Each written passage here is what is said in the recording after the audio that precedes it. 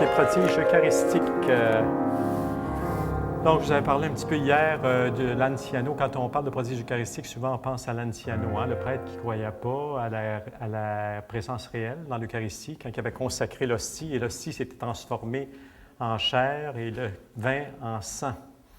Et tout ça, a été répertorié. Même en 1970, on a fait encore des enquêtes là-dessus. Et les médecins ont découvert que c'était vraiment du tissu vivant. C'était vivant, là. Même après toutes ces années-là que le prodige avait été réalisé, le sang, c'était vraiment du sang humain, puis du sang qui était vraiment comme s'il avait été prélevé là, le matin même, là. Donc, c'est quand même quelque chose. Donc, on dit ici la croix dans l'hostie. Donc, en 1732 que c'est arrivé. Donc, c'est arrivé à Alphonse de Liguori, qui donnait Saint Alphonse de Liguori qui a formé les Rédemptoristes. Bon, juste un petit peu avant qu'il fonde là, sa communauté. Il avait été demandé auprès des religieuses d'un couvent, et entre autres, Sœur Marie-Céleste, qui avait des faveurs divines extraordinaires. Et il est allé au couvent à la demande de l'évêque, aller voir qu'est-ce qui se passait là effectivement. Et elle avait eu une vision, c'est-à-dire qu'elle avait vu, lui, Saint-Alphonse, elle avait vu, Saint-Alphonse, fonder une nouvelle communauté, justement la nouvelle congrégation qui irait porter la bonne nouvelle, la parole divine, justement, pour les habitants des campagnes, parce que c'est d'abord, quand ça a été fondé, c'était justement aller dans les campagnes, aller évangéliser.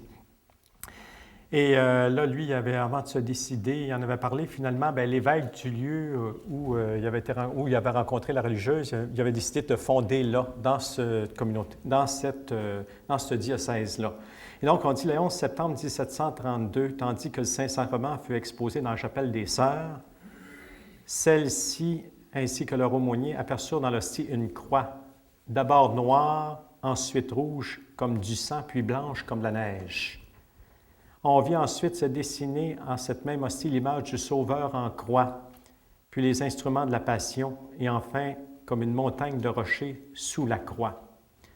Très impressionnés, les religieuses se mirent alors à pleurer, d'autres ont été effrayés, mais tous comprirent que Dieu approuvait leur institut et les préparait à recevoir des croix.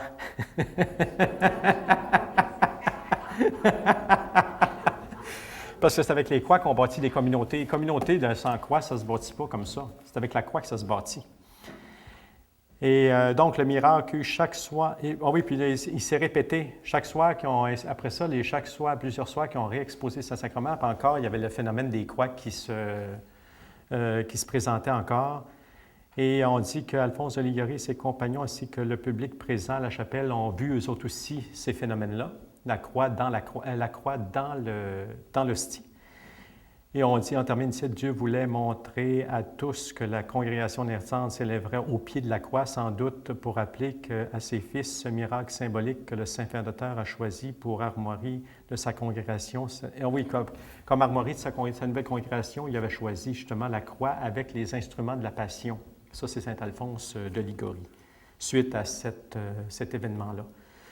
Donc, même, ce n'est pas étonnant que ce soit la croix non plus dans l'hostie, parce que, justement, c'est le corps et le sang de Jésus, mais c'est, comme on a dit hier, ça se rapporte tout au sacrifice du Christ, donc à la passion du Christ.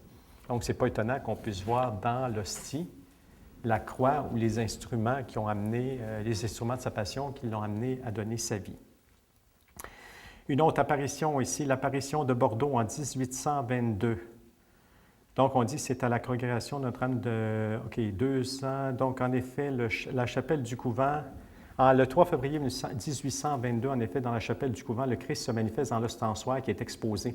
C'est que l'abbé qui était nommé dans cette communauté-là, normalement, il exposait le Saint-Sacrement le dimanche après-midi, puis cette fois-là, il s'est fait remplacer par un autre prêtre. Et c'est là que le prêtre, le prêtre qui le remplaçait, au moment où il encensait l'ostensoir, dans lequel on avait déposé l'hostie, c'est là qu'il s'est aperçu du prodige, c'est que l'hostie n'était plus là. C'était plus l'hostie, c'était Jésus qui était vraiment là. Tu sais, vous voyez, dans l'ostensoir, quand même, la lunule, c'est pas quand même gros, c'est pas tellement gros, là, la lunule, c'est peut-être gros comme ça, là. Mais là, ils voyaient Jésus. Ils ont vu Jésus qui était là. Ils ne voyaient plus l'hostie. Au lieu des apparences sous lesquelles notre Seigneur daigne se cacher, c'est-à-dire l'hostie, je le vis lui-même au milieu du cercle qui lui servait de cadre. comme un portrait peint en buste, avec cette différence que la personne paraissait vivante. C'est juste la différence. Au lieu d'être un beau portrait de Jésus, c'était lui qui était là, vivant. Et sa figure était très blanche et représentait un jeune homme d'environ 30 ans, extraordinairement beau. Et il était revêtu d'une écharpe de couleur rouge foncé. Il s'inclinait de temps en temps à droite et devant. Fait que là, c'est là qu'il a fait signe au petit, parce qu'il était accompagné, lui, du sacristain, d'un jeune là, qui servait de sacristain. Et puis là, il a demandé s'il voyait la même chose. Et puis le petit gars a fait signe que lui aussi, il avait vu la même chose. Puis après ça, il dit, bien, va le dire à la supérieure de la communauté. Mais lui, il est allé le dire à la sacristine. Mais la sacristine voyait, elle aussi, la même chose. Puis finalement, ils sont tout sans se le dire, en tout cas, personne, ils voyaient toutes la même chose. Et même la supérieure aussi, elle aussi, elle a examiné exactement la même chose. Et elle dit, je m'aperçus justement que les espèces étaient remplacées par notre Seigneur. Je ne voyais que sa tête et son buste. Il était comme encadré dans le cercle de l'ostensoir, mais il se penchait de temps en temps d'un côté à l'autre. Et son visage semblait sortir hors du cercle qui l'environnait, semblait sortir du cercle. Et j'ai vu en outre des lumières éclatantes de chaque côté.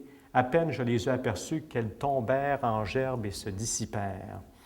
Donc ça, c'est dans la petite communauté. On dit, et ça va durer pendant 20 minutes de temps, tout le temps d'exposition du Saint-Sacrement. Et quand le prêtre va déposer le Saint-Sacrement, quand il va venir pour enlever la lunule, là, Jésus va revenir dans son apparence, c'est-à-dire sous la forme de l'hostie. Puis là, le phénomène va s'arrêter là. Et on dit que le 15 janvier, donc ça c'est en 1822, donc l'année d'ensuite, on dit que l'archevêque de Bordeaux reconnaît l'authenticité du miracle et enfin d'en perpétuer la mémoire, il y a une fête à tous les ans. Il y avait une procession du Saint-Sacrement pour rappeler cet événement-là qui s'était passé. Et puis là, la supérieure concluait en disant, justement, il avait institué cette fête-là à tous les ans, afin que nos sœurs conservent le souvenir d'une si grande faveur, qu'elles s'excitent avec une grande dévotion envers notre Sauveur et qu'elle ait un grand courage pour travailler à leur œuvre, bien persuadée que notre Seigneur est toujours avec nous sous les espèces eucharistiques, quoique nous ne puissions pas toujours le voir de nos yeux, avec nos yeux du corps. Parce que là, les autres, ils avaient eu le privilège de le voir avec les yeux du corps. Jésus est caché. Jésus caché, ça me fait penser à les petits-enfants de Fatima, parce que Lucie pouvait communier, mais l'autre petite, là, elle ne pouvait pas communier encore, elle n'avait pas l'âge de communier. Puis quand elle revenait d'avoir été communiée, elle la faisait venir, elle dit « Jésus », puis elle se collait la tête sur son cœur pour entendre Jésus, parce qu'elle dit « Jésus, là, il est en toi, tu viens de communier ». Jésus caché. Elle disait, Jésus caché est en toi. Oui, Jésus caché, parce que Jésus, il est caché dans l'hostie.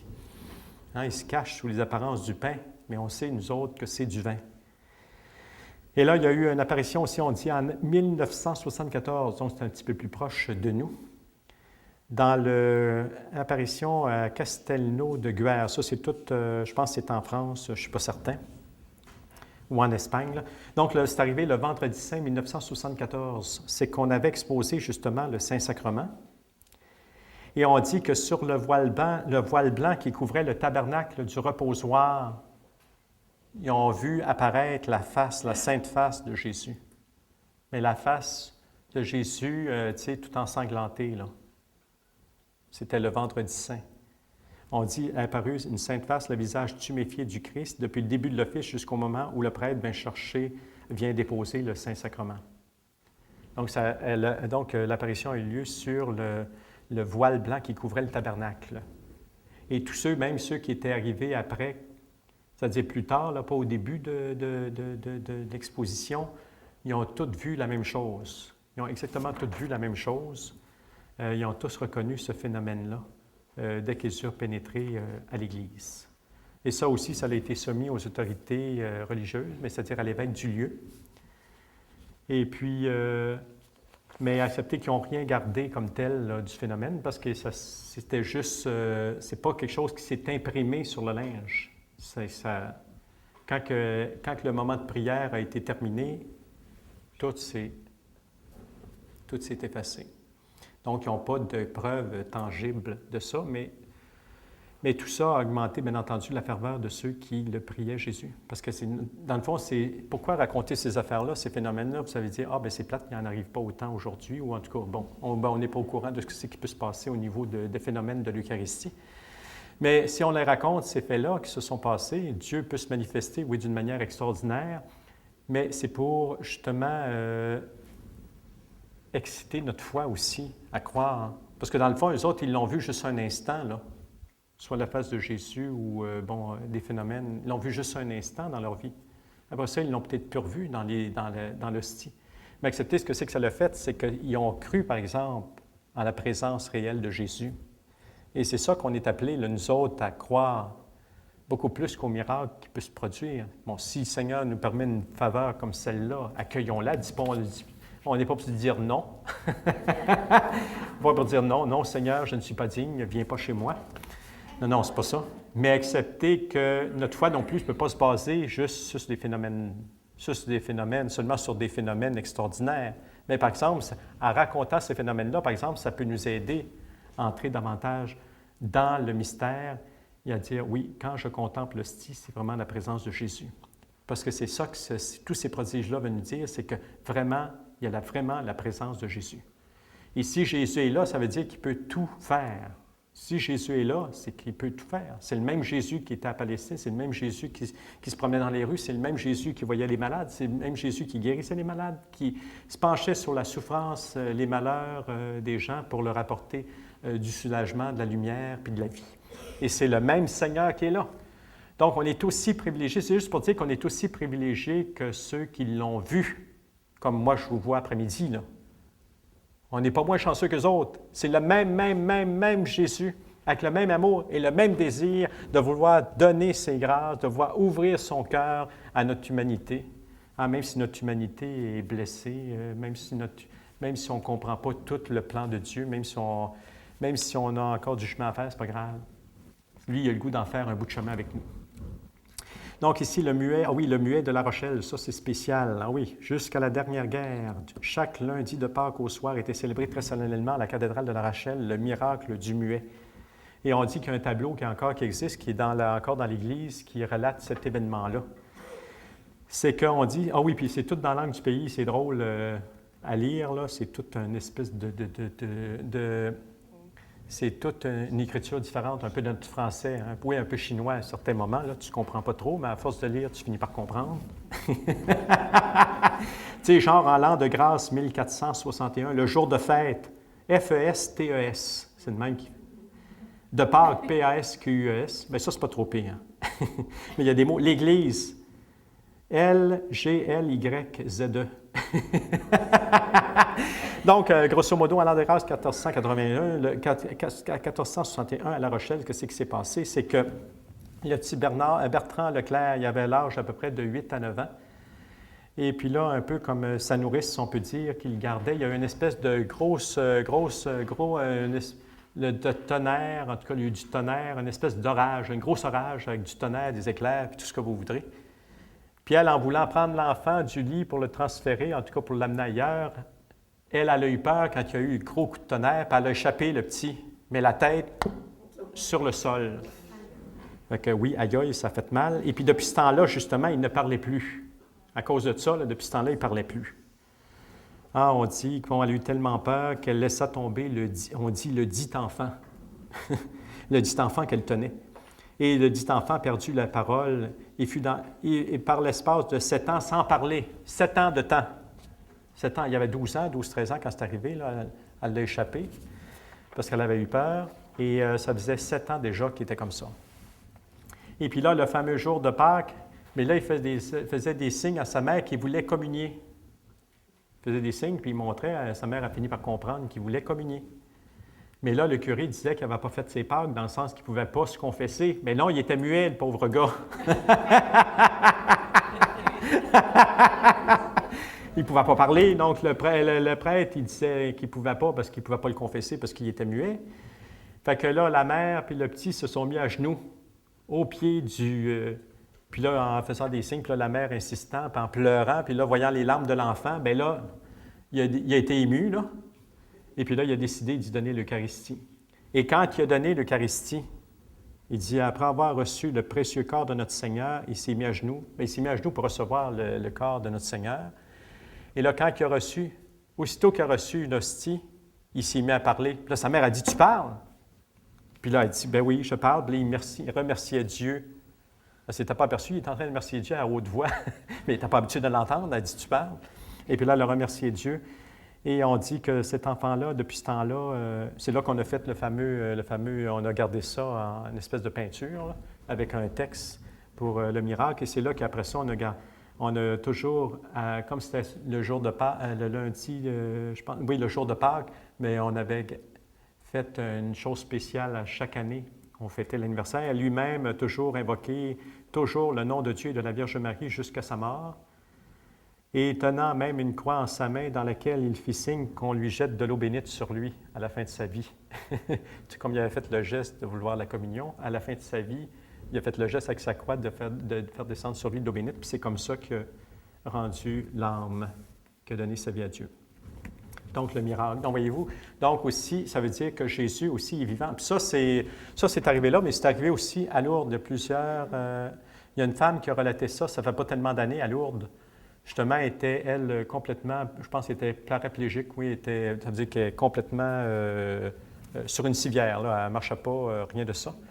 Et puis, on l'avait amenée là. Et puis, quand c'était le temps de la communion, il y avait une messe qui avait été célébrée pour les malades. Et elle, il passait la communion. Puis là, le prêtre ne savait pas si ça pouvait communier ou pas. Même, je pense qu'elle était dans une espèce de semi-coma, là, elle était plus ou moins consciente. Mais celui qui l'accompagnait a fait signe au prêtre de... Fait qu'il a pris une parcelle seulement d'hostie. Tu sais, au lieu de lui donner une hostie, il était à moitié consciente. Il a pris une parcelle d'hostie puis il l'a mis sur sa langue. Et c'est là qu'elle dit qu'aussitôt qu'elle a eu l'hostie sur sa langue, c'est là qu'elle a senti ses forces complètement se renouveler. Ça a été comme instantané. Ça a été instantané comme ça. Ça ne fait pas tellement d'années de ça, ça a été relaté à Lourdes. Et ça n'a pas été long, elle a été capable de se lever. Elle est allée remercier la Vierge à la grotte. Et puis là, elle a mangé un bon repas parce que ça fait longtemps qu'elle n'avait pas mangé. Elle s'est régalée au nom du Seigneur. Et ça me fait penser à une autre affaire quand j'ai l'histoire de Mendic, Léopold Mendic qui était confesseur. Lui, il a été confesseur toute sa vie parce qu'il n'a pas pu, lui, prêcher. Parce qu'il y avait un défaut d'élocution. Un peu comme moi, il a d'élocution.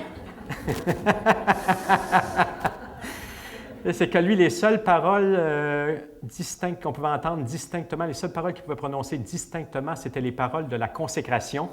Voyez-vous, pas n'importe quoi. Les paroles de la consécration et les paroles de l'absolution. Mais le reste, c'est un petit peu pénible de l'entendre. Et il y avait comme ça, il y avait un monsieur qui avait une espèce de cancer de la bouche, en tout cas, qui l'avait amené. Il dit, je vous attendais justement, parce que lui, il voyait dans les cœurs où il y a tout ça. Bon Dieu avait le charisme un peu comme du curé d'Ars et autres, comme Padre Pio aussi. Donc, il dit, justement, je vous attendais.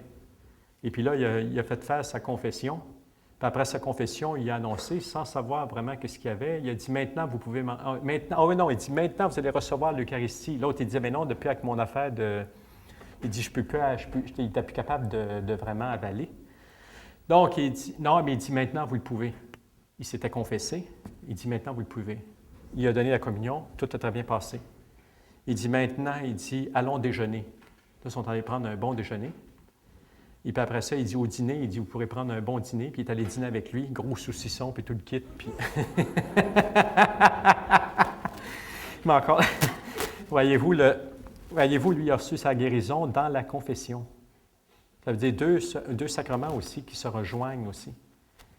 Et tout ça va être complété aussi par la communion, parce qu'en recevant le Christ, mais le Christ, voyez-vous, venait accomplir, dans le fond, le travail qui restait à faire. C'est-à-dire, il a rangé tout. Et bien lui, mais Paul Mendic, il a eu une chose pour lui-même aussi, parce qu'à la fin de sa vie, justement, lui aussi, il ne pouvait plus rien, lui, il pouvait parler encore, mais il ne pouvait plus rien avaler. Il n'y avait rien qui passait, c'était bouché. Plus rien avaler. Il n'y a qu'un aliment qui pouvait, l'Eucharistie. Puis les médecins n'ont jamais compris comment ils pouvaient prendre l'Eucharistie, prendre le sang du Christ. Ils n'ont jamais su. Bien, je veux dire, médicalement, ça ne pouvait pas s'expliquer qu'ils pouvaient. Mais le Seigneur, parce qu'à cause de sa fidélité et son amour de l'Eucharistie, il avait permis ce miracle-là. C'est un miracle eucharistique. Donc, Jésus peut agir aussi sur les corps. La guérison d'Anne Lafosse. Donc, on dit, Mme Lafosse était depuis longtemps paralytique, donc elle ne pouvait plus marcher. Oh oui, c'est ça, c'est bon. Parce qu'il faut que je me remette ça un peu dans la tête. Comprenez que quand on a lu 150, ça t'en fait retenir. Donc, cette femme avait la foi de l'Évangile. Parce qu'en plus d'être paralytique, elle avait un peu comme la femme, tu sais, dans l'Évangile, qui avait des pertes de sang là, pendant à peu près 15-20 ans, puis qu'elle va se présenter, elle dit, si je peux toucher seulement la frange de son manteau, je vais être guérie. Puis elle avait demandé à son confesseur, ça ne pouvait pas parce elle savait qu'il y avait la procession du Saint-Sacrement qui passait juste chez elle. Elle a dit, si je peux aller, en tout cas proche, si je pourrais aller recevoir la bénédiction, mais son confesseur, en tout cas, il n'avait pas permis de le faire. Mais elle n'avait pas dit à personne, puis elle s'était fait descendre sur la rue au moins, puis quand elle a vu, parce que dans ce temps-là, c'était avec un dais, on mettait un dais au-dessus du Saint-Sacrement. Bon. Et quand que le Saint-Sacrement a passé près d'elle, là, ils l'ont vu, parce que comme personne ne voulait l'amener proche du Saint-Sacrement, elle a dit, moi, je voyais assez traîner avec ses coudes jusqu'au Saint-Sacrement en criant, « Seigneur, tu peux me guérir si tu le veux. » Et puis là, il y en a qui pensaient qu'elle était en train de délirer, qu'elle était en train de devenir folle, il y en a qui voulaient l'empêcher, mais elle, non, toujours, non, elle continuait sa course. Et lorsqu'elle est arrivée devant le Saint-Sacrement, elle s'est levée debout. Elle s'est levée debout. On lui avait même déchiré ses habits pour la retenir, croyant que c'était une femme folle. Mais elle s'est relevée sur le champ à la vue de tout le monde et elle a suivi la procession et conduit le Saint-Sacrement à l'Église comme les autres. Elle marche, elle se porte bien. Donc, après plusieurs jours, on a vu que ce n'était pas juste momentané, mais que ça s'est poursuivi aussi dans le temps. Et était debout pour faire accomplir exactement. Il y a même eu une enquête qui a confirmé avec les théologiens, puis l'évêque du lieu qui a approuvé, qui a mis son sceau, comme de quoi il a authentifié la guérison. Donc, encore, voyez-vous, bénédiction du Saint-Sacrement. Et plusieurs, ça veut dire que c'est important. Ça veut dire que c'est important, Jésus qui passe. Parce que quand Jésus passait comme ça dans les rues, c'est Jésus qui passe. Voyez-vous, si on avait la foi, c'est pas juste, c'est pas le si qui passe, là. C'est Jésus qui passe dans les rues. Comme il passait quand il... pour ça qu'on fait des... Oui, mais c'est ça qui... Tu sais, ça s'est passé dans ce temps-là, mais ça pourrait se reproduire encore aujourd'hui. Mais il faut croire à la présence réelle. Est-ce qu'on croit que vraiment Jésus est dans l'hostie? C'est ça l'affaire, là. Est-ce qu'on y croit vraiment que Jésus est là? Guérison par la célébration de la messe. Oh oui, ça, c'est pas mal bon. C'est un missionnaire en Chine. Donc, il y avait une épidémie de peste dans cette région-là. Et puis là, lui, il s'est occupé des malades. Puis même lui-même, là, il était rendu malade aussi. Parce qu'il est allé dans une famille, puis même il y avait une odeur pas trop agréable qui flottait dans la maison. Et puis en tout cas, il était allé prendre secours à ces gens-là. Mais lui-même, après cette visite-là, il s'est aperçu qu'il était atteint du mal. Puis le lendemain, en se réveillant, là, il se demandait s'il devait, oui ou non, célébrer l'Eucharistie ou pas. Tu sais, dans cet été-là, parce que là, il se sentait vraiment atteint. Puis là, c'est là qu'il s'est mis à penser que, hey, c'est Jésus qui va être là. C'est Jésus qui va être présent. Donc, je demandais à Jésus. Donc, il a célébré la messe. Il a dit, je me trouvais si indisposé que je me demandais si ce ne serait pas un peu de témérité de monter au Saint-Autel. Cependant, il me vint à penser au Seigneur que dans le Saint-Sacrement, c'était le bon médecin, c'était lui le médecin des âmes et des corps. Il s'est mis à penser à ça. Et je dis donc la messe, et après je fus guéri, et Dieu, dans sa miséricorde, me conserva pour le bien de nos pauvres chrétiens. Il me conserva la vie. Donc, il ne s'est pas auto-guéri, là. C'est pas ça, là. Il y en a qui vont penser, c'est pas une auto-guérison, ça, là. C'est que c'est Jésus qui l'a guéri. Mais accepter qu'il a pensé que le sacrifice de la messe pouvait lui apporter la guérison. Bon, aussi, Mère Marie du Christ, Raymond de Bonenfant. Bon, OK, ça, je pense que c'est à Lourdes, si mes souvenirs sont bons, qui devait devenir plus tard Mère Marie du Christ, avait 13 ans lorsqu'elle fut en 1920 transportée à l'hôpital de Bélier. Donc, pour une crise d'appendicite, OK. Bon, une crise d'appendicite, mais qui va se compliquer parce qu'elle n'a pas pu être opérée sur le moment, donc ça l'a retardé, l'opération a retardé. Et en retardant, il y a eu d'autres complications. Péritonite, tuberculose intestinale s'était installée, les poumons à leur tour étaient atteints. Les os, on dit symptômes même du mal de pote. Pas du pote, là. Pote, P-O-T-T, le mal de pote. Vous ne savez pas ce que c'est, hein? Le mal de pote, c'est la tuberculose de la colonne. Parce que d'habitude, c'est les poumons quand on parle de tuberculose, mais là, c'est la colonne, le mal de pote. Et c'est là qu'on l'avait amenée à Lourdes. Donc, elle était pas mal malade. Même dans le transport, il a fallu faire bien attention. Même elle était accompagnée de prêtres. Il y avait en tout cas une infirmière avec elle. Et là, même, elle était tellement trop malade qu'on ne pouvait même pas la transporter à la piscine. Excepté qu'on avait apporté de l'eau. On avait été chercher de l'eau de Lourdes, puis on y avait mis sur elle. Mais ça n'avait pas suffi. Puis là, c'était le 4e jour. Puis là, son état empirait de jour en jour. Mais là, elle savait que c'était le dernier jour. Elle, il restait 4 jours. Je pense que c'est le dernier jour qui restait là. Puis là, il y avait la procession au Saint-Sacrement. Fait qu'elle, elle voulait y assister. Au début, le médecin ne voulait pas à cause de son état. Mais là, voyant qu'elle était sur le point de mourir, il a accepté qu'elle puisse se rendre. Parce qu'elle dit, au moins, je voudrais voir Jésus avant de mourir. Bien, voir Jésus, c'était dans le Saint-Sacrement. Fait que là, elle s'est rendue là. Et on dit, malgré le sang qui me bouchait, en particulier la gorge, je m'écriais, je veux le voir avant de mourir. La souffrance était si vive que je m'évanouissais fréquemment. Et le curé de Nantes, qui portait le Saint-Sacrement, s'arrêta en face de moi au moment de la procession. Et c'est là qu'elle dit, je vis Jésus, je vis Jésus. Elle a vu Jésus à ce moment-là. Elle dit, un bras me souleva doucement et on me dit ensuite que personne ne m'avait touché. Mais elle a senti qu'un bras la levait. Et brusquement, comme un coup de couteau, une douleur me frappa au cœur, j'étais guéri. J'étais guéri. Un des brancardiers qui ne pratiquait pas tomba à genoux, il venait de trouver la foi. Il était guéri sur le moment. Lui, il ne pouvait pas voir plus que ce que c'est qui était là. Ça venait juste d'être arrivé devant lui. Un autre aussi, une autre guérison après avoir communié. On dit, donc c'est arrivé là, le 4 octobre 1948, donc une grande malade aussi. On dit, elle vomit sans cesse, le ventre est ballonné et très douloureux. Il faut lui faire des piqûres de morphine pour atténuer ses souffrances. Donc, le 6 ou 7 octobre, elle se trouve, est conduite aux piscines de Lourdes, et aucune amélioration. Au contraire, les vomissements se multiplient, s'aggravent, tout s'aggrave. En tout cas, son état s'aggrave. Et à cause de ces vomissements, le prêtre, au moment de la communion, hésite à lui donner l'Eucharistie. Puis encore là, celui qui l'accompagnait, et c'est là que le prêtre va donner seulement une petite parcelle de l'hostie. Et c'est là encore là qu'elle raconte, elle dit, c'est alors que je me suis senti très bien, je me suis aperçu que j'étais à Lourdes, parce que tout ce temps-là, elle ne savait pas ce qu'était. Elle n'avait pas eu conscience d'où elle était, puis là, elle s'est aperçue qu'elle était là. Et là, elle dit, j'avais toujours le ventre dur et ballonné, mais je ne souffrais plus. Et on me donnait une tasse de café au lait que je pris avec appétit et que je gardais. Après la messe, on m'a conduit à la grotte, toujours avec mon brancard. Et arrivé, j'ai eu la sensation qu'une personne me prenait sous le bras pour m'aider à m'asseoir. Encore là, une personne qui était autour d'elle. Elle a senti quelqu'un qui... Ensuite, je me suis trouvée assise. Je me suis retournée pour voir s'il y avait quelqu'un. Personne ne m'avait aidé.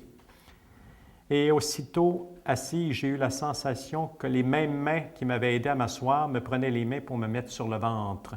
Et c'est là que, pour me les mettre sur le ventre, c'est-à-dire pas me mettre sur le ventre, mais mettre les mains sur le ventre. Parce qu'elle a été dans une position pas trop agréable. Et c'est là qu'elle s'est aperçue que son ventre était redevenu normal.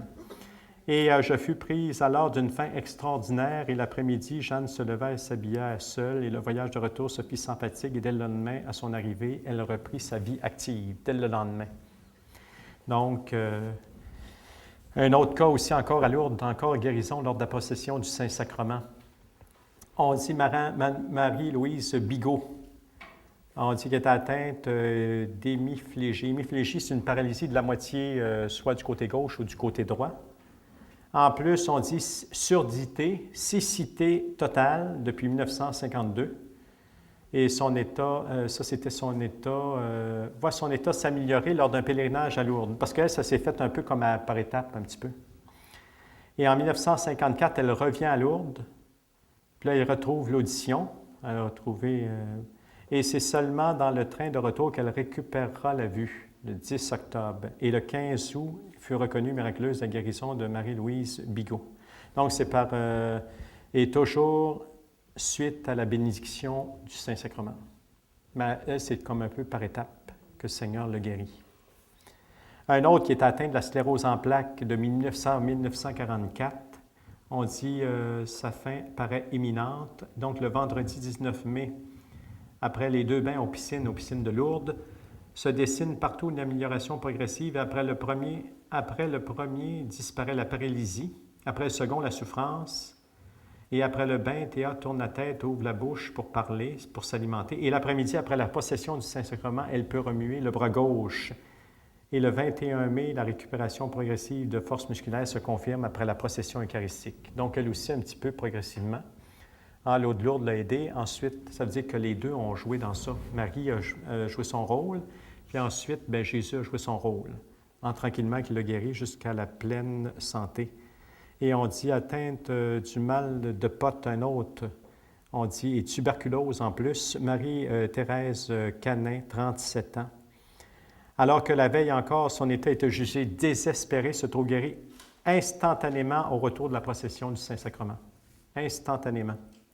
Et dès le premier jour, s'est produite une amélioration, mais c'est le troisième jour, en revenant de la procession, que la malade éprouve soudain la force de se lever et elle se met à marcher sans difficulté. Mais instantanément, par la procession au Saint-Sacrement.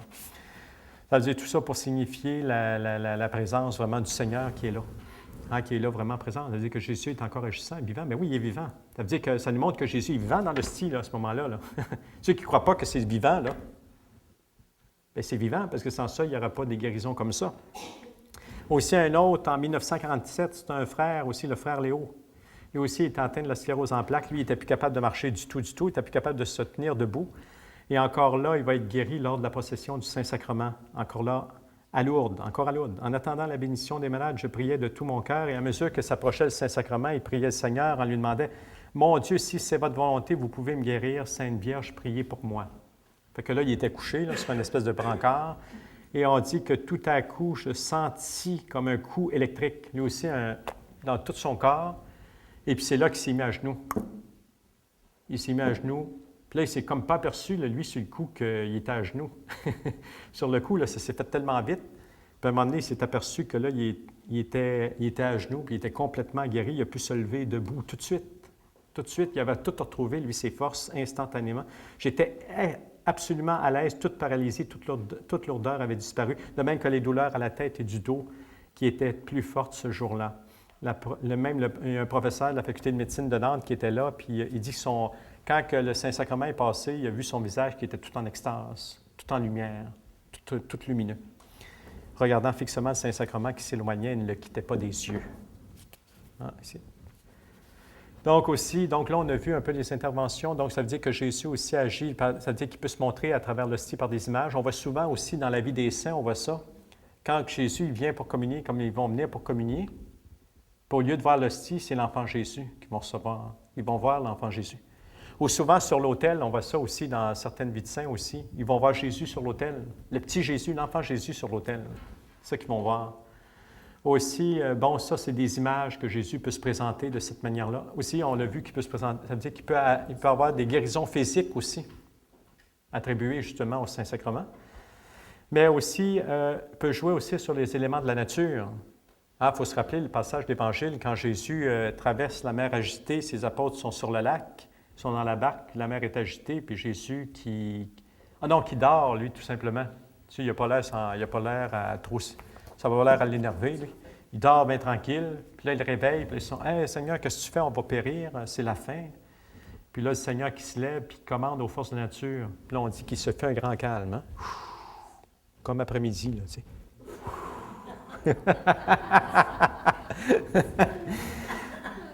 Bon, bien là aussi, Jésus peut agir aussi dans l'Eucharistie pour, c'est-à-dire,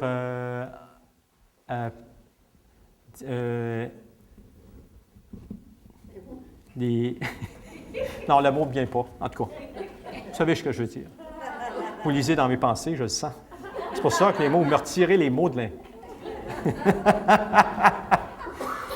Donc, quelques jours après la fête de Dieu, éclate un gros orage. C'est que là, le village était menacé par l'eau, mais aussi, comme c'était dans les montagnes, bien, les pierres aussi qui descendaient des montagnes, en plus de l'eau qui avait fait comme une espèce de chute, là, une espèce de torrent là, qui était en train de ravager une bonne partie du village.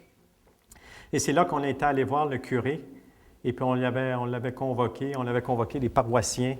Et puis là, finalement, même le prêtre avait proposé aux gens de faire un vœu que si, justement, le village était sauvé, que le jour de l'octave, parce que ça s'est passé le jour de l'octave de la fête de Dieu, qu'il y aurait une célébration spéciale pour honorer là, le Seigneur dans le Saint-Sacrement. Donc, il était parti en procession. Et malgré la pluie qui tombe drue, là, les gens chantaient, priaient, imploraient le Seigneur. Et là, au moment où, soudain, au moment, là, ils sont arrivés sur place où il y avait le torrent qui passait. Et quand le prêtre a béni avec le Saint-Sacrement, tout s'est arrêté. Le ciel s'est dégagé. Puis on dit, le temps s'est éclairci, la pluie cesse, les rochers s'arrêtent de dégringoler, les eaux se calment, le village est sauvé. Et depuis ce temps, le vœu fait jadis, au moment du péril, a toujours été religieusement observé par la population. Il l'est encore aujourd'hui. Parce que ça, c'est rapporté dans une revue en 1980. Ça s'est passé en 1630. Mais celui qui a écrit le livre, c'est Jean Ladame. Jean Ladame, peut-être vous le connaissez. Il a écrit plusieurs livres, Jean Ladame.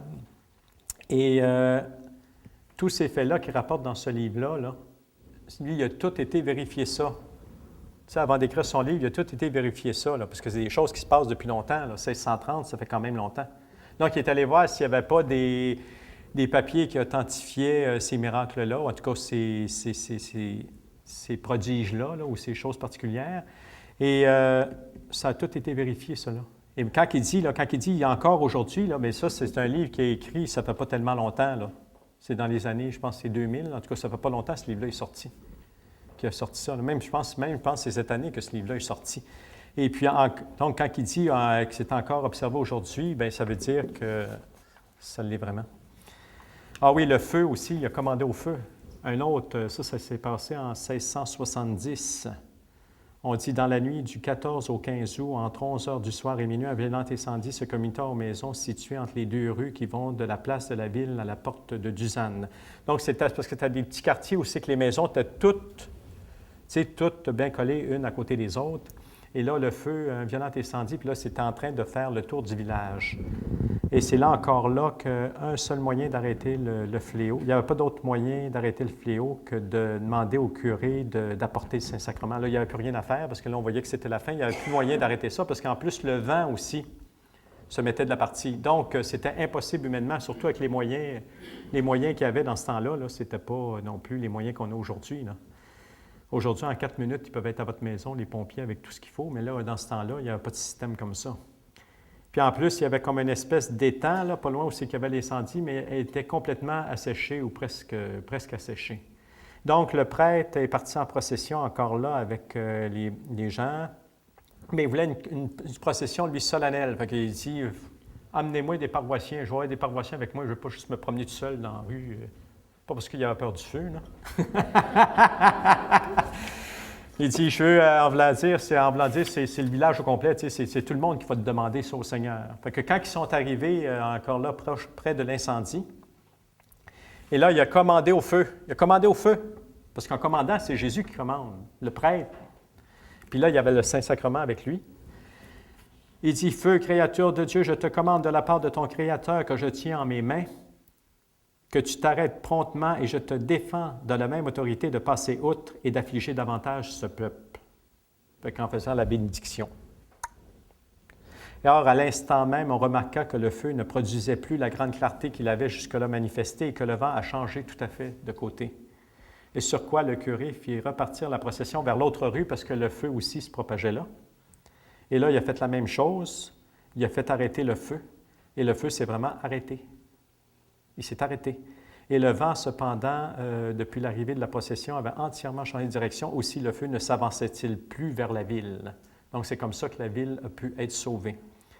Et on dit pour l'affaire de la fontaine, par la bénédiction, parce que la fontaine était presque à sec, mais quand que le curé a fait la bénédiction avec le Saint-Sacrement, on dit que la fontaine qui était devant les murs de la ville et proche du lieu de l'incendie, ayant tari depuis plus de 2 mois, ne pouvant plus donner de cruche d'eau, à la bénédiction, elle dit que l'eau fut tellement abondante qu'on a jugé que dans 24 heures, elle avait donné plus de 30 barils d'eau qui servit pour garantir du feu les maisons qui sont à côté des 2 rues.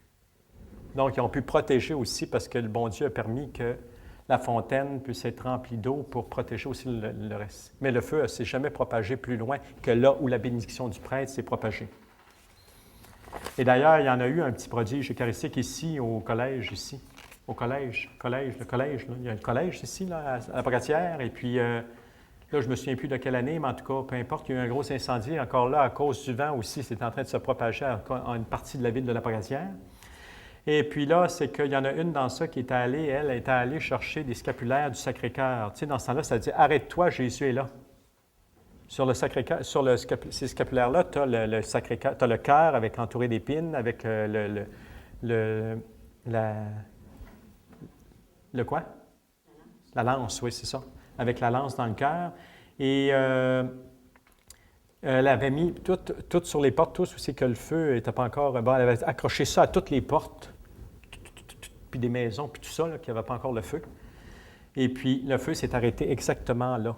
Il ne s'est jamais propagé plus loin que là où elle avait mis les scapulaires, aussi qui était marqué dessus « Arrête-toi, Jésus est là ». C'est ça qui est marqué sur les scapulaires. Donc, ça s'est passé ici, là, ça fait quand même pas non plus des années puis des années. Et même dans le livre aussi, Saint Nicolas de Flux, que j'avais lu, Nicolas de Flux, ça ne vous dit rien? Ça vous fait peut-être rire. Nicolas de Flux, c'est le patron de la Suisse. J'avais fait une conférence là-dessus, parce que lui, c'est spécial aussi, sa vie. C'est que le bon Dieu, il a demandé de laisser sa femme avec ses 9 enfants. Wesh! pour sauver la Suisse. Parce que dans le fond, c'est lui qui est devenu, parce qu'il a sauvé la Suisse, parce qu'il était, en tout cas, il y avait un danger de guerre, en tout cas dans ce temps-là, à cette époque-là, de Saint-Nicolas de Flux. Et lui-même s'est nourri de l'Eucharistie seulement les 19 ans, là, il était 19 ans, parce que quand il a quitté sa femme, ça ne s'est pas fait de même, c'est un coup de tête. Là. Tu sais, Jésus m'appelle à l'apostolat, moi j'ai une mission, là, tu sais. Non, c'est pas de même, là. Mais parce que c'était plus fort que lui. Même, c'est pas qu'il voulait partir, mais c'était plus fort que lui. Il sentait l'appel de partir. Et quand il était parti, quand il a quitté la maison, parce que le soir, il a tout béni ses enfants avant de partir. Même il y en avait un, elle venait juste d'accoucher, le 9e. Elle venait juste d'accoucher quand il est parti. Et puis, il a tout béni ses enfants, puis tout ça. Là, les plus vieux ont été au courant de cette affaire-là. Eux autres, c'est ceux qui n'ont pas tellement accepté cette affaire-là. Mais en tout cas, lui, puis sa femme a accepté qu'il en fasse elle aussi, elle a fait le sacrifice, là. Son mari s'en allait, là. Et puis quand il était parti, pas longtemps après qu'il parte, il se sentait, il a senti l'appel, il dit « Retourne ». Hein? Là, il ne comprenait plus rien. Lui, il se pensait partir, lui, il devait partir de la Suisse. Bien, il s'en allait, là. Il ne savait pas où, il attendait que le Seigneur lui montre où il s'en allait, mais il est parti. Puis là, le Seigneur, il disait de revenir. Fait qu'il y a de quoi qu'un gars, il ne comprend pas que le Seigneur veut. Puis là, quand il est arrivé proche de la maison, sa femme avait mis une chandelle, tu sais, pour signifier, en voulant dire, tu sais, comme une espèce d'accueil, en espérant que son mari revienne. Elle avait laissé une chandelle allumée à l'extérieur de la maison. Mais lui, quand il est passé de la maison, non. C'est parce qu'il y avait une espèce de petit endroit, pas loin. C'est pour ça que le Seigneur avait dit de revenir, parce que pas loin où il avait bâti sa maison, il y avait une espèce de place de recueillement où il allait se recueillir, lui. Quand il y avait des affaires du bon Dieu, il allait là. Même des fois, il pouvait partir 2-3 jours comme ça. Elle le voyait revenir, là, elle savait, là, elle était au courant de ça, là, que lui, à un moment donné, partait. Puis le bon Dieu avait de quoi à y dire. Et puis là, c'est là qu'il avait passé devant la maison, mais non, il est allé. Puis là, c'est là qu'il est resté comme un ermite pendant 19 ans et il se nourrissait seulement de l'Eucharistie. Lui non plus, il ne pouvait même pas avaler rien. De toute façon, il ne pouvait pas garder aucune autre nourriture que l'Eucharistie. Pendant 19 ans de temps. Bon, mais déjà, ça c'est un phénomène eucharistique. Mais ce qui est arrivé en parlant du feu, parce qu'on parlait du feu, ça m'a fait souvenir de ça, c'est que lui aussi, à un moment donné, il y a eu un feu. Et là, on a fait venir l'ermite, parce que là, tu sais, là, on l'appelait tout le temps. Quand il y a des problèmes, on l'appelait. Et puis là, lui, il avait élevé, on le voit, il y a une espèce d'image là, qu'on nous montre, là, avec le feu qui brûle, on voit la ville brûler. Et là, lui, il a les mains comme ça, puis un peu dans une prière peut-être un peu semblable, comme je vous ai fait tantôt. En tout cas, il a arrêté le feu. Le feu s'est arrêté d'une claque, paf! Fait que là, il y avait quelque chose. Fait que là, aussitôt qu'il y avait quelque chose, les enfants, à un moment donné, les enfants étaient malades. Puis là, les mamans arrivaient. Lui, il ne voulait pas voir tout le monde arriver, tu sais, chez lui. C'était comme un ermite. Fait qu'il dit, oui, c'est correct. Il dit, je vais prier. Puis quand il s'est mis à prier, ça s'est arrêté complètement. Plein de choses comme ça. Mais surtout, sa mission, c'était de sauver la Suisse, parce qu'il y avait une espèce de guerre là, dans cette époque-là. Et puis, il a sauvé la Suisse. Mais c'est, tu sais, le plan de Dieu. Même Jean-Paul II écrit, oui, mais ça a été, oui, il a répondu à l'appel de Dieu. Mais aussi, sa femme aussi a répondu à l'appel de Dieu. Parce qu'elle peut dire, « Hey, mon petit gars, tu vas rester ici. Hein? Je vais t'attacher, tu vas voir. Tu vas voir, elle le dit. »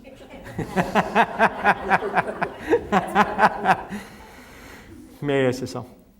Donc, Joseph de Cupertino, peut-être vous connaissez Joseph de Cupertino, Saint Joseph de Cupertino, c'est un franciscain. Et puis lui, c'est assez spécial, c'est qu'il volait. Le saint qui vole, il volait dans les airs. Oui, c'est parce qu'il est en extase. Aussitôt, lui qui parlait au moindrement du bon Dieu, il se levait en l'air. Même assez, assez que les gens, au début, dans sa communauté, on ne le comprenait pas, on ne l'a pas trop compris. On pensait que c'était le démon qui était dans son affaire, parce que, tu sais, on le voyait enlever des airs tout le temps. Fait qu'on pensait que c'était le démon. Même, on a essayé même de l'exorciser pendant toute une nuit de temps. Puis même attaché avec des chaînes, tu sais, comme quelqu'un de démoniaque, là, en pensant que peut-être que le démon en sortant, c'est pour ça qu'il l'avait attaché, pas que le démon, bon. Et puis pendant toute une nuit de temps, puis une fois qu'ils ont terminé avec lui, quand ils l'ont détaché, à un moment donné, ils entendent un bruit de chaîne, puis c'était lui encore qui était dans les airs. Fait que là, ils ont fini par comprendre que c'était pas le démon, parce que c'était un simple d'esprit, tu sais, un simple. Mais accepter que dans les simples, le bon Dieu... Ah oui, puis la meilleure... Ça, c'est l'humour de Dieu, j'appelle ça l'humour de Dieu. C'est qu'il a réussi à être prêtre. Il a réussi à être prêtre. Parce qu'on a le film ici, c'est drôle. C'est parce qu'à un moment donné, il y en a un... Parce qu'il y a un évêque, en tout cas, qui va au monastère, qui rencontre Joseph Copertino. Et puis là, lui, il parle toute la nuit avec lui. Il parle du bon Dieu. Du bon Dieu avec lui. Puis cet évêque-là est tellement impressionné par Copertino qu'il dit, toi, là, il faut que tu deviennes prêtre. Puis il exige, après ça, le lendemain matin, il avait passé toute la nuit avec lui, autour d'un feu, puis il avait chaussé avec lui. Il dit au supérieur, il dit, lui, il faut que tu l'amènes au sacerdoce. Fait que là, eux autres, on dit, ça va être tout un casse-tête de se faire apprendre de quoi. Fait que là, il y en avait un aussi qui se préparait à ça, à l'examen en vue du sacerdoce. Mais là, il y avait toujours rien qu'une... Il avait beau t'y montrer tout ça, d'autres passages bibliques assez différents, parce que, tu sais, c'était la parole de Dieu, tu sais, c'est important de la savoir. Donc, il essayait à chaque fois qu'il montrait des choses de Saint Paul, il n'y avait rien qui rentrait dans la tête. Il y avait juste un passage biblique qu'il savait par cœur, puis c'était toujours celui-là qui sortait. Mais il voulait y faire dire d'autres passages bibliques, il n'y avait pas moyen. Fait que là, le jour qu'il va passer son examen, eux autres, il est assuré, la communauté, il va revenir, il ne passera jamais. C'est impossible. Il ne passera jamais. Mais il est parti. Il est parti avec l'autre. Et puis quand il est passé son examen, bien, il demande exactement le fameux passage biblique. Il a dit, tu sais, c'est important, c'est important la parole de Dieu, hein? Il a dit, c'est important la parole de Dieu. Ils ont dit, ah oui, c'est important la parole de Dieu. Ben oui, c'est important la parole de Dieu, certain. Puis là, il dit, es-tu capable de nous dire le passage? Puis là, il dit, ce passage, là, je ne me souviens plus du passage, qu'ils ont demandé, mais là, il dit, puis là, il était là. Il voulait dire Matthieu 25, verset 5. Oui, c'est ça. Matthieu 25, verset... Oui, c'est ça. Puis là, il commence, tu sais, là, il n'arrêtait plus. Il défilait, mes amis. Là, ils ont dit, OK, c'est beau. Puis là, ils ont dit, correct, ils ont vu. Ils n'ont pas posé d'autres questions, puis ils l'ont accepté. Puis l'autre qui avait étudié, qui était intelligent, lui, puis qui avait tout, il revient au monastère, puis lui, il n'avait pas passé son examen. Fait que le supérieur, il était certain que Copertino avait manqué son coup, puis c'était le contraire. Ça s'appelle ça l'humour de Dieu. Fait que là, il était devenu prêtre. Et puis là, l'épisode qu'on présente ici, justement, parce que la conversion du duc de Brunswick, parce que la réputation du père Copertino, Père Joseph de Copertino avait traversé, même était rendu en Allemagne. Lui, il était en Italie, il était à Assise, et puis ça avait traversé l'Allemagne. Puis là, le fameux duc en question, lui, il avait entendu parler de Joseph Copertino, puis il voulait le voir. Mais avant, il avait passé à Rome, puis lui, il voulait se convertir, mais là, c'était compliqué aussi dans son pays. Tu sais, question d'alliance. Son pays était protestant, là, à cause de toutes sortes d'alliances, puis tout ça, là. Mais lui, il voulait revenir à la foi catholique. Mais tu sais, c'était pas facile, parce que là, c'est tout un peuple aussi à ramener, là, puis tout ça. Mais en tout cas, il y avait des complications, puis il était allé à Rome. Puis là, les autres, ils l'avaient accueilli à Rome. Puis là, les cardinaux avaient envoyé une lettre au couvent de Joseph Copertino pour lui dire « Il faut absolument que tu le convertisses, celui-là, en voulant dire c'est un gros poisson. Il faut l'avoir de notre bord, celui-là. » Parce qu'en voulant dire, si on a le duc, on va avoir c'est tout un pays aussi, c'est toute une région qu'on va avoir avec nous autres. Donc, c'est beaucoup d'âmes. Donc, il faut... Puis là, lui, Joseph de Copertino, lui, on lui avait dit qu'il ne devait pas rencontrer de personnes importantes. Tu sais. Fait que là, il était atteint de scrupules. Puis là, son supérieur, il dit non, il faut que tu le vois absolument. Puis tu sais, il insistait pour que... Bon. Fait que finalement, il a accepté de le rencontrer. Finalement, il s'est rendu à Assise, le fameux duc, rencontrer Joseph Copertino, mais cette fois-là, il était en train de célébrer, c'était au moment où il était en train de célébrer l'Eucharistie. Fait que là, puis là, le duc, finalement, il était pressé, puis là, finalement, là, tu sais, il n'était plus vraiment intéressé à le voir. En tout cas, il dit, en tout cas, je le rencontrerai vite fait, là, vite fait comme ça. Fait que le supérieur, il dit, bien, il est en train de célébrer la messe. Il dit, voulez-vous voir ça? Voulez-vous le voir en train de célébrer la messe? Bon, bien, il dit, OK. Bon, bien, c'est correct, on va aller le voir. Fait que lui, il l'a amené dans les petits couloirs, puis là, lui, Joseph de Cupertino, c'était au moment de la communion qu'il était rendu. Et puis là, il était rendu dans les airs, lui, avec l'hostie. L'hostie était dans les airs. Puis Joseph Cupertino dans les airs, parce qu'il est en lévitation, en extase. Et puis là, c'est parce qu'il va raconter, c'est que l'hostie, il a échappé dans les mains. Tu sais, elle a monté. Puis elle a monté. Là, elle n'a pas descendu, elle a monté dans les airs. Là, il a monté avec l'hostie. Puis là, il y avait toutes les misères du monde de la briser. Toutes les misères du monde. Fait que là, lui et eux autres, le duc avait vu ça, que, tu sais, il y avait eu de la misère à rompre l'hostie. Et puis là, là-dessus, il avait fait la réponse que, si je peux la trouver, là, ça va être plus drôle que ce que je peux vous en dire. Non, mais des fois, c'est bon de faire les citations. Ah oui, ceux que tu m'as envoyés ce matin à la messe ont le cœur dur. Ils ne croient rien de ce que croit l'Église. C'est pour cela que l'agneau s'est endurci entre mes mains au point que je ne pouvais le briser. Fait que là, il cherchait une réponse, il dit, c'est ça, tu vas dire ça au duc, là. Fait qu'après ça, en tout cas, il y a eu une rencontre avec le duc. Il a fini par rencontrer le duc. Il a parlé, en tout cas, c'était difficile, bon, puis tout ça. Mais là, finalement, il a accepté de rester plus longtemps au monastère. Puis là, il rencontrait souvent le petit frère. Finalement, il a réussi à le ramener à Dieu. Il a réussi à le ramener au Seigneur. Il dit, moi, tout ce que je veux, Joseph Cupertino, il disait, moi, tout ce que je veux, c'est de te ramener au bon Dieu. Puis là, il a accepté à un moment donné de prendre l'habit franciscain, mais dans le fond, de prendre le cordon, tu sais, dans le tiers-ordre franciscain, là. À un moment donné, il y avait une espèce de prise d'habit, il y avait les cordigères, je pense qu'il appelait ça les cordigères, il lui donnait le cordon de Saint-François. Fait que ça, là-dessus, il dit maintenant, en voulant dire, je te tiens par la corde, hein? Il dit, ah oui, je te lie pour le paradis. Il avait passé la corde de Saint-François, il dit maintenant, je te lie pour le paradis. On a dit que là, maintenant, je te tiens fort. Et finalement, il avait accepté la foi catholique, puis devant la statue de Saint-François, il avait professé la foi catholique. Et puis finalement, tout s'était bien passé. Et puis même, il avait réussi aussi, parce que là, après ça, c'était de faire accepter ça dans son pays. Lui, personnellement, OK, sa foi. Mais là, lui, en tant que duc, là, maintenant, il fallait qu'il professe publiquement à son peuple. En tout cas, tout s'était fait, tout s'était arrangé, mais tout ça à la prière de Joseph Cupertino. Hein, le saint volant, le saint qui vole, là. Le miracle de Saint-Amsterdam en 1345. L'Eucharistie domine les éléments. Ah oui, on dit que, bon, il y a un homme ici qui est malade à mourir. Donc, aussi peu après les vêpres, un prêtre lui apporte la communion. OK, en viatique, OK. Donc, c'est un homme qui est mourant, le prêtre qui apporte la communion en viatique. Viatique qui veut dire, viatique, dans le mot viatique, le mot via. Via qui veut dire la voie, le chemin. Tu sais, c'est le pain pour le chemin. Mais là, le chemin de la route qui va amener, ça prend le pain pour la route. Tu sais, c'est le pain pour la route. Le viatique, c'est la dernière communion avant de mourir, dans le fond. Viatique, ça veut dire c'est le pain pour la route, le pain pour aller au ciel. Donc, si vous mourrez en communion, y a-t-il des chances que vous alliez au ciel? Ben oui. Hein? Il y a des bonnes chances que vous alliez au ciel. C'est le pain pour la route, parce qu'il y a encore un bout de chemin à faire. Donc, il avait donné la communion en viatique, mais quelques instants après avoir pris l'hostie, il a été pris de vomissement. Et puis celle qui s'occupait de lui, elle s'était pas elle avait tout mis ça dans le feu, dans le poêle à bois. Dans ce temps-là, c'était les cheminées. Elle avait tout mis ça dans le bois, mais elle ne s'était pas aperçue que dans ça, il y avait l'hostie. Et puis là, elle a mis l'hostie au feu.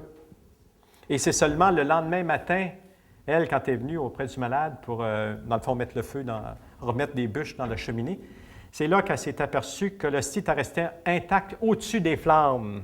Était au-dessus des flammes, absolument intacte. Et quand elle a vu ça, bien, tout de suite, elle a appelé elle a pris l'hostie, elle l'a mis dans un linge, puis dans une espèce de coffre, puis là, elle a appelé le curé pour lui dire ce que c'est qui s'était passé. Puis là, le curé est venu pour transporter l'hostie à la chapelle, à la petite chapelle. Donc, lui, il est parti.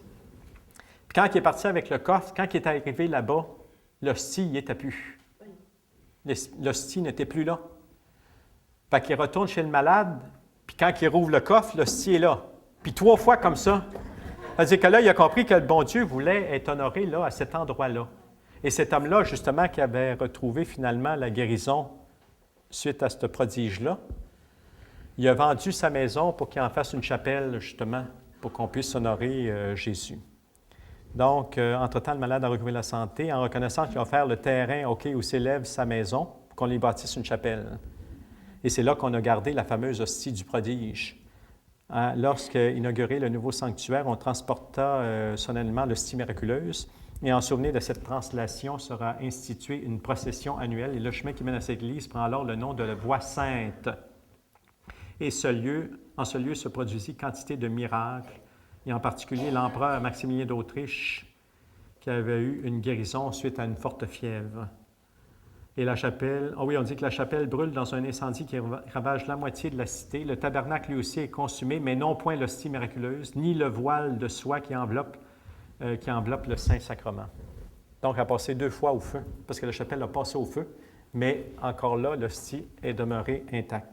Et on dit qu'il y a 2 séries de tableaux qui rappellent cet événement-là, où l'hostie était restée flottée au-dessus du feu, flottant au-dessus du feu. Ah oui, celle-là est bonne. Ça va être bon. Les poissons d'Alboraya. Ça, c'est en Espagne, Alboraya. Oui, c'était un prêtre qui s'en allait encore donner la communion viatique à des malades. Et puis, il fallait qu'il passe par une espèce de rivière. Là. Mais là, quelques jours avant, il y avait eu des fortes pluies. Là, ça avait augmenté le niveau de la rivière. Fait que lui, il était à dos d'âne avec son ciboire. Et puis, quand l'âne s'est engagé dans la rivière, il s'est comme affaissé dans la rivière. Et puis là, lui, le prêtre a perdu pied. Puis, le ciboire est tombé à l'eau. Puis là, lui, il a vu les hosties s'en aller, puis il ne peut pas rien faire. Puis le ciboire était au fond de l'eau. Fait que là, qu'est-ce qui est arrivé? C'est que des pêcheurs, à quelques lieues de là, ont vu 3 poissons, la tête sortie de l'eau, avec chacune une hostie dedans. Oui, ça, je l'avais dit que c'est bonne, celle-là est bonne. Avec chacune hostie dans la bouche de chacun des poissons. Et là, ils ont fait venir le prêtre, parce que le prêtre aussi cherchait pas les poissons, lui, il cherchait le corps de Jésus. Et quand il a présenté le ciboire, les 3 poissons ont déposé dans le ciboire chacune des hosties. Chacune des hosties. Et Jean Ladame, justement, qui raconte cette histoire-là, il dit, oui, là, vous allez trouver ça drôle, vous allez dire, ça se peut pas, peut-être. Il dit, rappelez-vous ce que c'est qui est arrivé à Pierre quand on lui a demandé de payer l'impôt. Jésus, qu'est-ce qu'il a dit? Il dit, va dans le lac, prends un poisson, puis le premier poisson qui va mordre, tu vas voir, il y a 2 pièces, une pour toi, puis une pour moi, dans sa gueule. Ça, c'est dans l'Évangile, ça. Justement, il rapporte ça, là. Il dit, je lis, mais Pierre, imprudemment, répond par la fin. Mais Jésus lui fait remarquer, qui te semble, Simon, les rois de la terre qui ne reçoivent-ils des paiements et redevances de leurs fils ou des autres? Et comme il répondait des autres, Jésus lui dit, les fils en sont exempts. Mais pour ne pas scandaliser ceux-là, va à la mer, jette l'hameçon et prends le premier poisson que tu remonteras. Tu lui ouvriras la gueule et tu trouveras une pièce. Prends-la, tu la donneras, une pour moi et une pour toi. Donc ça, c'est biblique. Et là, les petits poissons, eux autres, il y avait chacune une petite hostie. Ah oui, puis les hosties étaient intactes. Ça veut dire que même s'il avait passé à l'eau, il n'était pas humide. Il était absolument intact dans la bouche des poissons. Puis les petits poissons avaient... on sait que Saint François a prêché aussi. Saint Antoine a prêché pour les poissons. Parce que dans son village, à un moment donné, dans une de ses prédications, on ne voulait pas l'écouter. Fait qu'il dit, correct. Il s'est allé sur le bord de la mer, puis s'est mis à prêcher aux poissons. On dit qu'ils se sont tous alignés. Des petits aux plus grands. Puis plus qu'il parlait, plus qu'il était content, il se levait dans les airs, puis... puis il était tout content de ça. Puis là, les paysans, voyant que Saint Antoine avait prêché aux poissons, puis que les poissons étaient contents, parce qu'ils n'étaient pas contents de ce que prêchait Saint Antoine, puis ça, il l'avait mis dehors. Mais là, voyant que les poissons étaient tout contents, là, ils l'ont accepté, puis ils ont accepté la prédication de Saint Antoine. Et Saint Antoine, il ne faut pas l'oublier, sa langue a été conservée. Hein? Lui, sa langue est conservée. C'est ça qui a été conservé, oui, la langue de Saint Antoine est conservée, puis il y a même eu il y a eu les guerres, en tout cas, tout ça, en tout cas, ils l'ont retrouvé, puis Saint Antoine nous a permis de le retrouver, il fait retrouver les objets perdus. Ah, c'est le bon cultivateur, ça faisait 2 heures qu'il cherchait. Il avait perdu quelque chose dans le champ. Ça faisait 2 heures qu'il cherchait, puis il vient implorer Saint-Antoine de lui faire trouver. Fait qu'après 2 heures, il finit par trouver sa pièce. Fait que quand il l'a trouvé, il dit à Saint-Antoine, bon, il dit à cette heure que je l'ai, il prend sa pièce, il accroche dans le champ, il dit, je trouve la sœur.